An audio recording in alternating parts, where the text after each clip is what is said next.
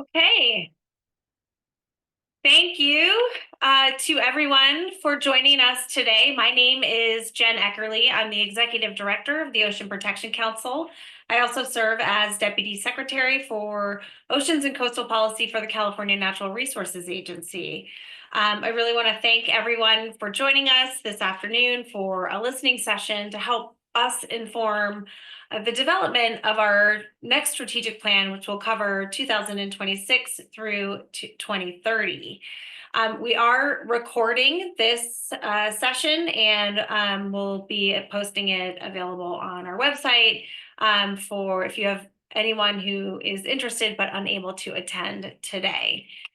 I'm going to start by walking through some quick logistics and meeting principles, and then we'll do a quick interactive icebreaker. After that, I will provide a brief overview of the Ocean Protection Council for those of you who are not familiar with us. I will share at a high level the goals and priorities from our previous strategic plan, and then the timeline and process for developing our new strategic plan. Then we're going to get everybody into breakout groups for a deeper discussion, and we have 3 questions that are prepared to guide that portion of the listening session. You will see I'm joined today by about half of the Ocean Protection Council team. They will be joining you in those breakout sessions to facilitate and take notes. And then we'll come back together as one big group to share high-level feedback based on a quick online poll. So next slide, please. Some quick logistics. I mentioned this session is being recorded. At this point, all attendees are muted. And we have a Q&A function for any questions. If you have any questions at any point during this listening session, please put them in the Q&A, and we'll do our best to answer those questions throughout the listening session or at the end if there's time. Next slide, please. Quick overview of the agenda. We'll spend about 15 minutes, maybe a little bit less, going through the introduction. We will go into breakout groups until about 3:40 and then come back at 3:40 for a summary, next steps, and closing. Next slide, please. Some quick guiding principles for this listening session today to make sure that we have productive and collaborative and welcoming space for everyone. We ask that you follow these principles. Everyone participates, no one dominates. Please share the air and the space. We can disagree without being disagreeable. We can seek to understand and not just be understood, and we can hold strong opinions gently. Next slide, please. Before we dive in, we want to start with a short little icebreaker. So you're going to see a poll pop up here. And there's a couple questions. One, can you share with us where you are joining us from today in California? We'll see where everyone is.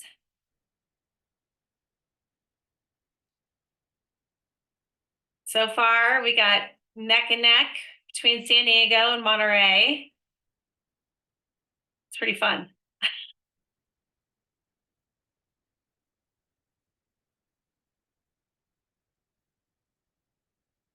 Okay. Oh, still coming in. Fascinating. Pretty good distribution. It's like across the entire coast and the Bay Area. Caitlin, should we move to the second question? Let's move to the second question. Okay. Give folks a couple more seconds and then I'll end this poll. Okay. Share the results. Okay. And it looks like San Diego for the win. Followed by Sacramento. Special places that have popped out, a couple Point Reyes, Stinson Beach, Hermosa Beach, Big Sur. So thank you for those that have shared your special places along the coast. Okay. So thank you all for a quick little icebreaker. We can still see the poll results, or I can on my screen. So moving to the next slide. So again, just going to share very quickly a little bit about the Ocean Protection Council. We are a cabinet level state policy body that's nested within the California Natural Resources Agency, and we serve as the governor's advisor on ocean and coastal issues. Our mission is to protect California's coastal and ocean ecosystems, and we do this by advancing innovative science-based policy and management, making sure that best available science is informing the decisions that we're making. We make strategic investments, so funding for things like on the ground restoration, planning, research and monitoring. And we work to catalyze action through partnerships and collaboration. So we're really grateful to have all of you here to help us do this work. Our last strategic plan was adopted by the council in February of 2020 and was centered around 4 goals: climate change, equity, biodiversity, and a sustainable blue economy. Next slide, please. So for goal 1 around climate change, we had priorities focused on sea level rise, coastal flooding and erosion, ocean acidification and hypoxia, and habitat restoration for wetlands and seagrass. Next slide.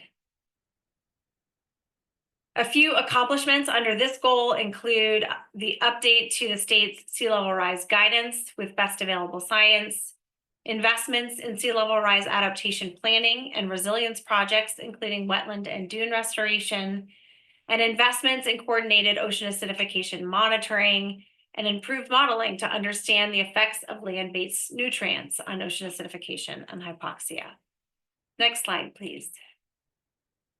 Goal 2 was all focused around advancing equity, and we had priorities focused on enhancing engagement with California Native American tribes, underserved communities, coastal access, and beach water quality. Next slide. Accomplishments under this goal included the adoption of OPC's first ever tribal engagement strategy and equity plan, return of 46 acres of land for cultural and ecological resource protection to the Wiyot tribe, launch of a pilot environmental justice small grants program, and a separate tribal small grants program, resulting in $2 million in investments, ongoing support of the Tribal Marine Stewards Network, and establishment of OPC's first ever Environmental Justice Advisory Board. Next slide, please. Goal 3 was all focused around safeguarding biodiversity. And we had priorities around marine protected areas, water quality, including addressing plastics and microplastics, kelp forest recovery, and sustainable fisheries. Next slide, please. Few accomplishments under this goal include investments in MPA marine protected area monitoring and data synthesis to support the state's first decadal management review of our marine protected area network, adoption of the nation's first statewide microplastic strategy, investments in research, pilot restoration projects, and management planning to improve and support kelp forest resilience, and investments in data collection, gear innovation, and entanglement response to protect wildlife from being entangled in fishing gear and supporting sustainable fisheries. Next slide. Goal 4 was focused on the sustainable blue economy and included sustainable fishing communities and seafood, sustainable aquaculture, offshore renewable energy, and oil platform decommissioning. Next slide, please. Accomplishments here included the development of aquaculture principles and the establishment of an interagency aquaculture leadership team, investments to support biological and oceanographic modeling, including eelgrass mapping in Humboldt Bay, cultural resource inventory, and fishermen engagement to support responsible and sustainable offshore wind planning, and further investments in this space. Next slide, please. So this is just a timeline on our process. So this listening session really serves as the initial opportunity for the public to provide input, and is going to kick off a robust process that includes early consultation and interagency engagement in the fall, um, public webinars and in-person listening sessions, tribal roundtables, and ongoing interagency coordination in the winter and the spring. And we'll talk a little bit more about that at the end of the listening session. We anticipate releasing the draft for public review and council feedback at their June council meeting. And we will continue tribal consultation. And the goal is to bring a final for approval by the council at its December 2025 meeting. Next slide, please. Okay, so here's where we're going to break out into smaller groups. And these are the questions that we're interested in getting some initial feedback on. To collect your responses, we're going to use an interactive poll in addition to the discussion. That poll was just dropped into the chat. And what we're going to do now is send everyone into breakout groups. You'll have a few minutes at the beginning of the breakout to fill out the poll. And then each group will have about 6 to 7 minutes to respond to the first question. And then we'll give the same amount of time for question 2 and question 3. After that, we'll come back together around 3:40. And Caitlin's going to share a high-level summary of the poll results, and then we'll talk about next steps. And I think with that, we're going to see if the magic of Zoom works to put us into breakout groups. All right. For those that are participating, there are 4 breakout groups, and you can hopefully be able to self-select. Otherwise, please take a moment as we enter between the 4 groups. They're all the same. And please self-select into the 4 rooms.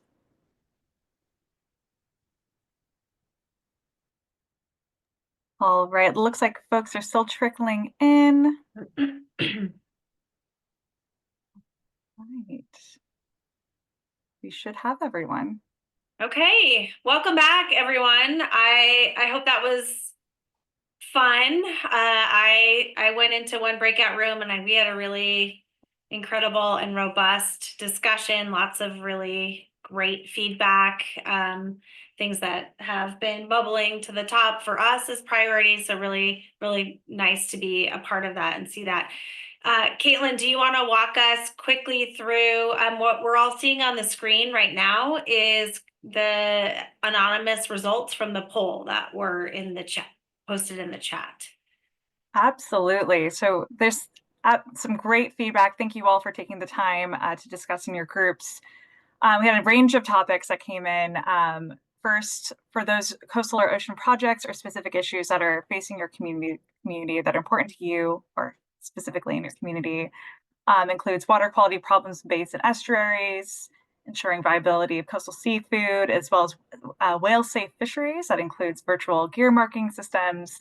Tijuana River Estuary, I'm going to highlight this one here, came up a couple of times in the poll regarding the health of people inhaling aerosolized compounds, but also just generally larger systemic water quality issues from the Tijuana Bay.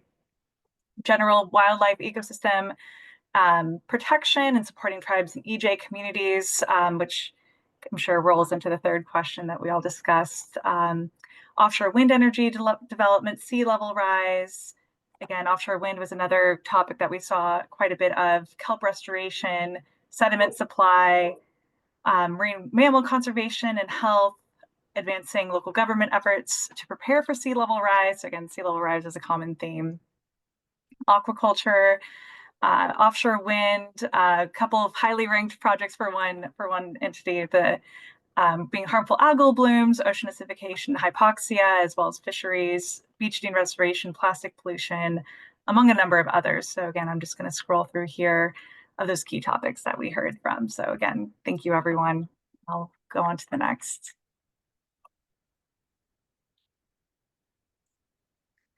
All right, now for the next 5 years. So a little broader scale as we're looking ahead to OPC's work through 2030. General coastal and ocean observing systems had come up, understanding the community needs for this data, the impacts of offshore wind, social economic data. So again, very data-driven responses that we're seeing that came in towards the end of the breakout sessions. Offshore oil and gas decommissioning, support of whale-safe fisheries, so some thematic overlap from the past question, ambitious ocean protection and defense against federal rollbacks, a large response regarding 30 by 30. So again, thank you. We have collected all of these responses. Additional research for kelp restoration and recovery, illegal poaching within MPAs, the effects of pollutants, water quality, and the effects on marine mammal and food webs, the effects of human land use and that interaction to the coast and ocean, flood protection, sea level rise. Similar to sea level rise is then the progress of Senate Bill 272, which relates to sea level rise adaptation and planning, reducing the flow of pollutants into the ocean. Again, so that's a common theme that's come up, and helping information users, use this data, as well as a number of other topics related to ocean, wastewater and wastewater reuse, climate change, harmful algal blooms, among others. So again, we've recorded these responses. Thank you.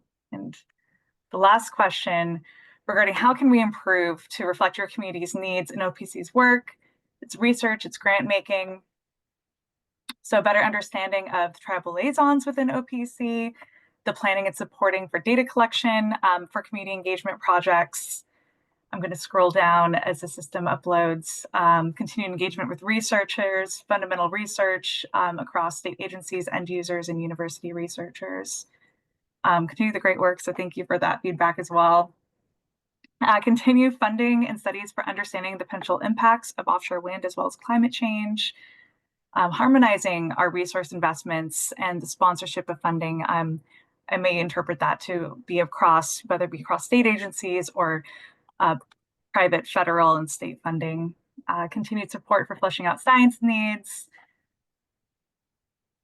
Reaching out to non-traditional community partners and involving local NGOs, and continued engagement in the NWR, which relates NWRI as Project Steering Committee related to ocean acidification and funding kelp restoration.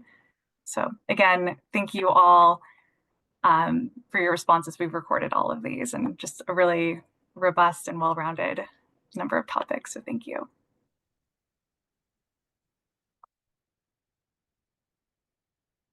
Thanks to everyone, and thank you, Caitlin, for going through that quick summary. I think we can go to the next slide.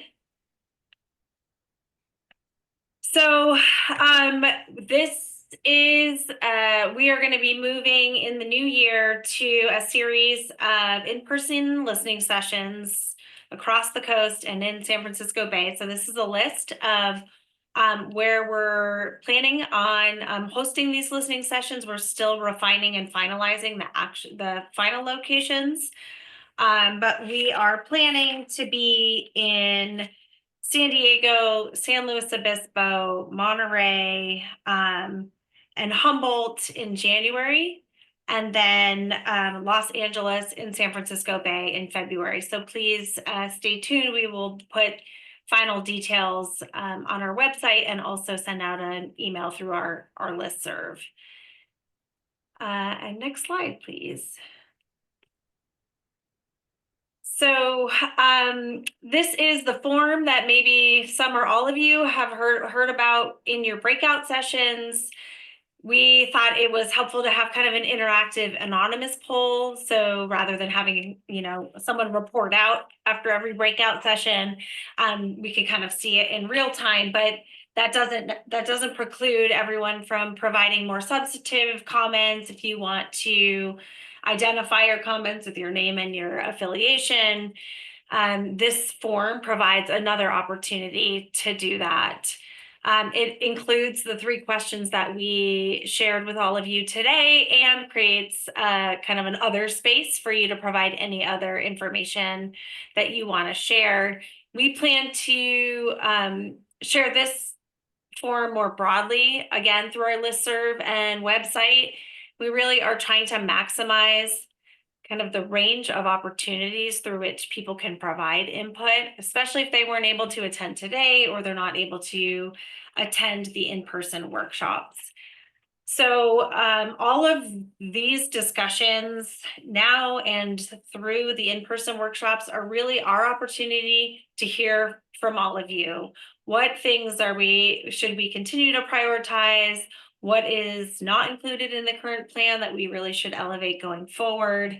And that's going to inform our first draft. So we really appreciate everybody taking the time to be here with us today.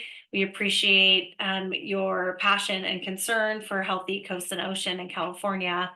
We do have about 10 more minutes, and I am happy to open it up to any outstanding questions, or OPC team, if there's anything that came up in your breakout groups that you want to share more broadly. We are all ears. So I think, Caitlin, people can just unmute themselves. No, you may need to raise No. your hand. Okay, please raise your hand. I see Melissa Mahoney raised her hand. We'll take one moment. Melissa will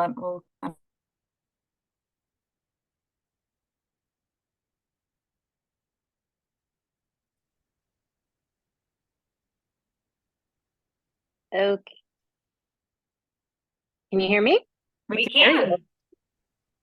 Okay, great. I'm not sure if you can see me because I didn't pop up, but hi, Jen. My question is, I guess, sort of about the timing of as you ramp down your current strategic plan and you're still, trying to meet deliverables and finish things with that plan, and then creating a new plan. And I assume some things that are in the current plan will continue on, but some things might not. And I don't know, I guess, can you shed any light on just sort of if you will have like a stopping point for projects on the current strategic plan versus, what's coming ahead? How does that work for you guys? Yeah, that's a great question. So the way that we're looking at the next draft is we think our 4 current goals are comprehensive, and we're planning to pull them through to the next iteration of the plan, right? They're overarching enough to encompass all of the issues that we think we need to continue to work on.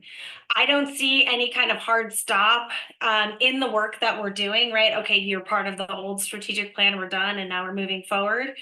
So it really is just continuing the work where we think those are ongoing needed priorities, and then identifying those places where, as an example, our current strategic plan doesn't have anything about 30 by 30 in it. And that's because the executive order was signed after our strategic plan was completed. So there are things like that are at this point glaring omissions. There's a lot of work, as we saw in the summary, around offshore wind, and we're really accelerating our work there, particularly in the space around environmental research and monitoring. So those are the types of things that will continue to move through or elevate in the new plan. So hopefully that's helpful, Melissa.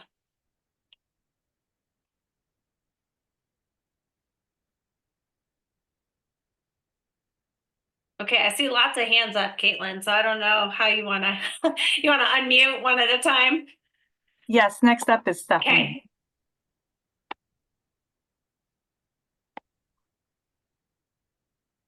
Stephanie, So, can you yes, my video won't come up, but that's okay. So, first of all, I was very involved in OPC and coastal issues way back when, in fact, with the first MPAs, bringing in the fishermen to have them really support and understand the importance of MPAs. So I see what's missing here is your in-person is all coastal.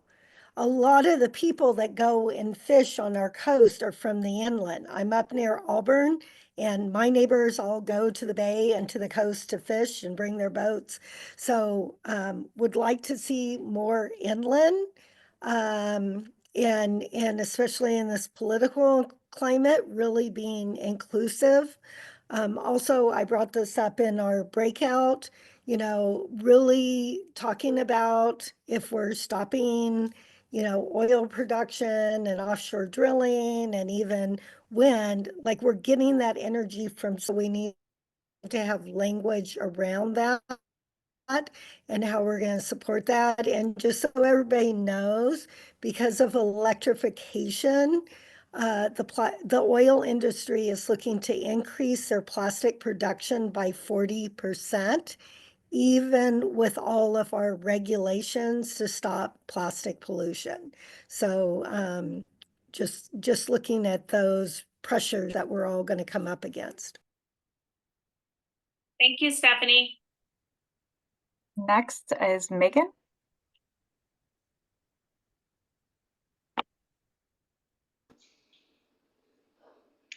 Oh, hey, it looks like I can't turn on my video, that's fine.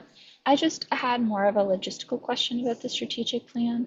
Was Yeah. there a particular, I guess, strategy or point to making the goal 2 about equity as opposed to embedding that in goals 1, 3, and 4? I'm just curious about sort of the logic of keeping that separate versus integrating that across the rest of the goals. Yes, great question. And we see that as a yes and. So we intentionally called it out to make it clear that equity across our work was a key priority. And we embedded it within each of the goals. And one of the things that we want to do in the next plan is make sure that to further reiterate that it's a top priority that we believe merits being called out specifically as its own goal, but that this work is embedded across all of the things. And this is something that we struggle with internally. All of this work is interconnected, right? So you can't really separate our work on climate from biodiversity or equity. And so we kind of bucket these things as a way to help provide clear communication for our priorities, but we know that all of these goals are interconnected. So that was intentional, and we will continue to do both in the next version of the strategic plan. Thank you. Next is Rebecca.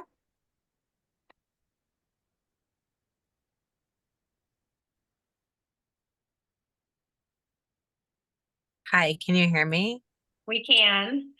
So the two things I wanted to elevate here, also hi to everybody who wasn't in my breakout. One was a comment that I heard, Caitlin, during your summary there, was the tribal engagement piece. I would love to have a better understanding of how OPC is doing that, because I feel often we see it as like, and tribal engagement happening as like a separate thread. And I think one of the reasons, not just for transparency's sake, but also teaching other organizations how to do that work effectively. Because I think a lot of people who are doing coastal habitat work want to engage with tribes and don't know how. The other one that I wanted to elevate was that sort of came up in our breakout, but looking at the non-fishing impacts and non-fishing threats to coasts and bays and coasts and oceans, particularly, as we're thinking about things like MPAs, in so many places, fishing just isn't the biggest impact. And so how are we addressing those threats, like whether it's water quality, ocean acidification, sea level rise, other resources extraction, like all sorts of things that just aren't fishing. So just hoping that continues to be part of the conversation. Yes, thank you, Rebecca. Appreciate those comments. Next will be Elizabeth. One moment as you pop up here.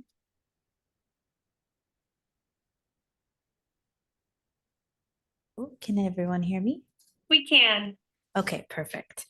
Hi, I just wanted to ask if you could clarify what you mentioned earlier about the strategic plan potentially having monitoring guidance, particularly for offshore wind projects, because I know OPC is funding like a separate kind of action. I think that's with the CMSF for, developing monitoring guidance for offshore wind. So I'm not sure if that's like a coordinated effort or if this is like something separate.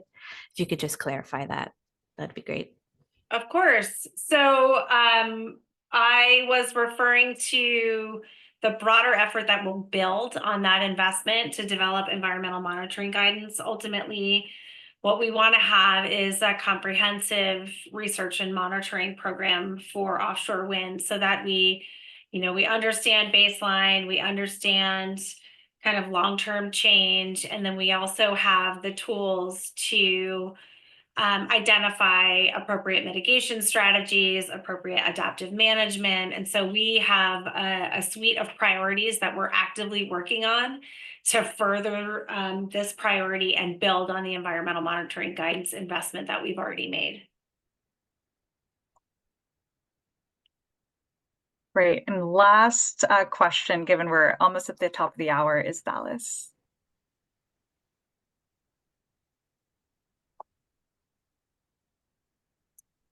Sorry, Dallas, the system is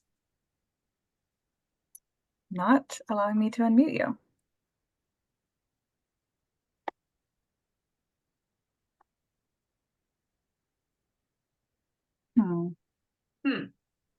Not working.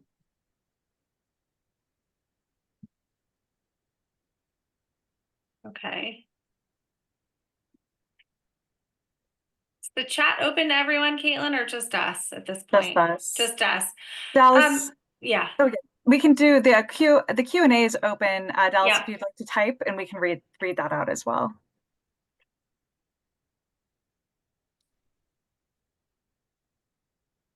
And while we're waiting for that, I just want to take a moment to say thank you to everyone for spending an hour with us this afternoon, for all of this incredible feedback, for your engagement. And this is just the beginning. So we look forward to continued conversations and your help in making sure that we have a strategic plan that's going to really strongly guide our work through 2030.